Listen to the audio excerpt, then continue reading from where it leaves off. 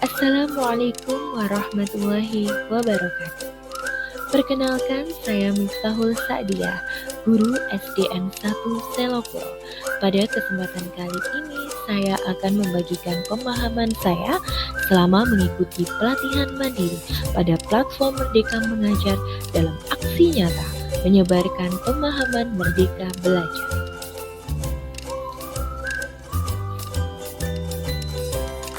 Pada topik Merdeka Belajar, guru Merdeka Belajar diharapkan dapat memahami perannya menurut Ki Hajar Dewantara. Pada topik ini terdapat 5 modul. Modul pertama, mengenali dan memahami diri sebagai pendidik. Modul kedua, yaitu mendidik dan mengajar. Modul ketiga, mendampingi murid dengan utuh dan menyeluruh. Modul keempat, mendidik dan melatih kecerdasan budi pekerti. Modul kelima, pendidikan yang mengantarkan keselamatan dan kebahagiaan. Baiklah Bapak Ibu guru hebat, langsung saja kita ke modul 1, yaitu tentang mengenali dan memahami diri sebagai pendidik. Ingin menjadi guru seperti apakah saya? Sebagai pendidik, kita harus mengenali dan memahami kekuatan dan kelemahan kita sebagai pendidik, sehingga guru dapat adaptif terhadap perubahan zaman dengan terus belajar dan mengembangkan potensi menghantarkan murid kita menjadi murid yang merdeka. Bapak dan Ibu guru hebat, pembahasan pada modul 2 yaitu mendidik dan mengajar. Menurut Ki Hajar Dewantara, anak-anak tumbuh berdasarkan kekuatan kodratnya yang unik. Tidak mungkin pendidik mengubah padi menjadi jagung atau sebaliknya. Dalam hal ini, guru harus memahami bahwa murid mempunyai karakter dan potensinya masing-masing. Sehingga guru dapat mengarahkan dan memfasilitasi anak berkembang sesuai dengan kebutuhan belajarnya masing-masing. Dalam pendidikan, tentunya kita sudah sangat mengenal prinsip dasar pendidikan menurut Ki Hajar Dewantara yang dikenal dengan sistem amal.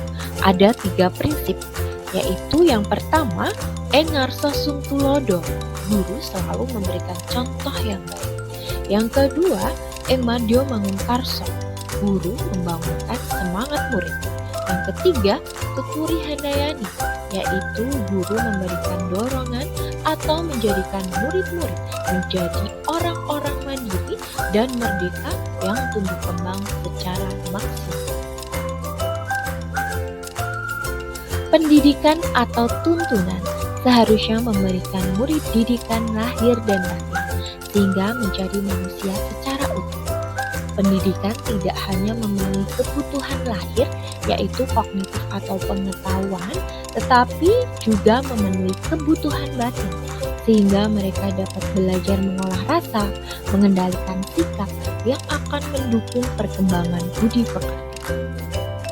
Menurut Ki Hajar Dewantara, pendidikan adalah tempat persemaian benih-benih kebudayaan yang hidup dalam masyarakat dan daya upaya untuk memajukan perkembangan budi pekerti, pikiran, dan jasmani.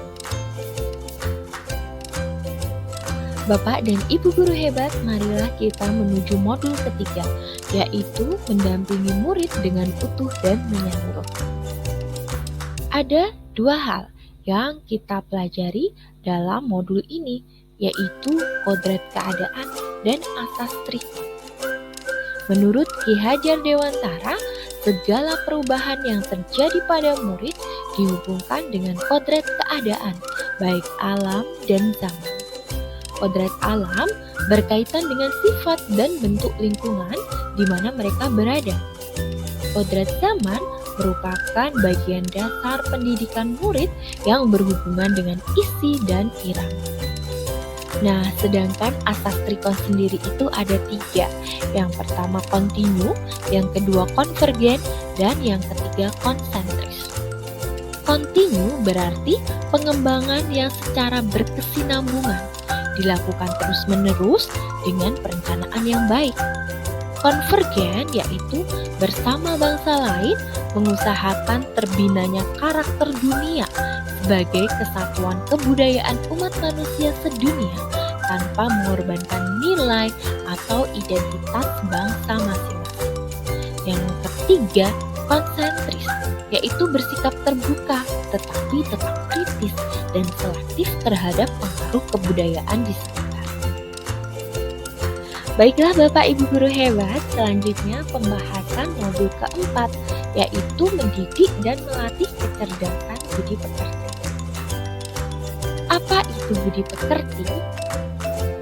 Budi pekerti atau watak merupakan hasil dari bersatunya gerak pikiran, perasaan, dan kehendak atau kemauan sehingga menimbulkan suatu tenaga. Budi pekerti juga dapat dimaknai sebagai perpaduan antara cipta atau kognitif dan rasa atau afektif sehingga menghasilkan karsa atau psikomotorik. Menurut Ki Hajar Dewantara, budi pekerti adalah kemampuan kodrat manusia atau individu yang berkaitan dengan bagian biologis dan berperan menentukan karakter seseorang. Bagian biologis ini berkaitan dengan rasa takut, sedih, kecewa, tidak percaya diri, berani, ataupun yang lain. Teori konvergensi dan pengaruh pendidikan Ki Hajar Dewantara. Teori konvergensi didasarkan atas dua teori utama, yaitu teori tabula rasa dan teori negatif. Teori tabula rasa beranggapan bahwa kodrat anak ibarat kertas kosong yang dapat diisi dan ditulis oleh pendidikan dengan pengetahuan dan wawasan yang diinginkan oleh pendidik. Teori negatif beranggapan bahwa kodrat anak ibarat kertas yang sudah terisi penuh dengan berbagai macam coretan dan tulisan.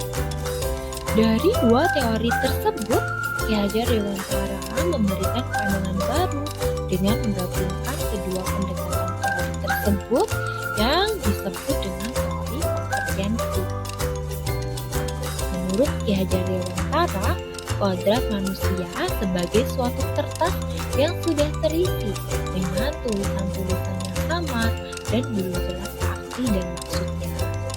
Tugas pendidikan membantu manusia atau individu menebalkan dan memperjelas arti tulisan yang samar dengan tuntunan terbaik.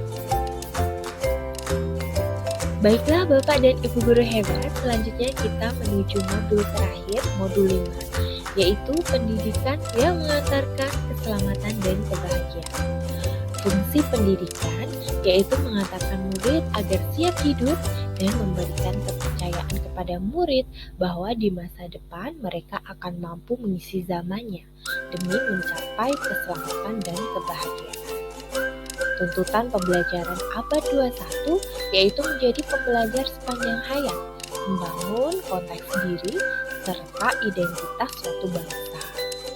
Guru dapat membimbing murid untuk memiliki kompetensi berikut, seperti berpikir kritis, kreatif, kolaborasi, dan komunikasi. Menurut Ki Hajar Dewantara, tugas pendidik yaitu mengembangkan seluruh potensi yang dimiliki murid, yaitu kecerdasan rasa, karsa, cipta, dan karya agar murid menjadi manusia seutuhnya. Contoh metode pembelajaran abad 21 yang berpusat pada murid adalah pembelajaran berbasis proyek dengan langkah pembelajaran seperti berikut. Yang pertama, guru mengajak murid mengamati permasalahan dan potensi yang ada di sekitarnya. Kemudian, guru bersama murid merancang proyek yang akan dilakukan. Selanjutnya, murid mencari data dan informasi dengan bimbingan guru. Dan yang terakhir, murid dapat menyimpulkan dan menyampaikan hasilnya melalui media yang menurutnya sesuai. Peran keluarga, sekolah, dan masyarakat. Pada alam keluarga, anak mendapatkan pendidikan pertama dan yang terpenting dalam hidupnya. Pada alam perguruan, memfasilitasi pengembangan intelektual murid serta menuntun murid menemukan wawasan ilmu pengetahuan yang lebih luas. Pada alam pergerakan pemuda atau masyarakat, memfasilitasi murid untuk mengaktualisasikan dirinya dan mengembangkan watak. Bapak dan Ibu guru hebat, demikianlah pemaparan mengenai pemahaman Merdeka Belajar dari saya.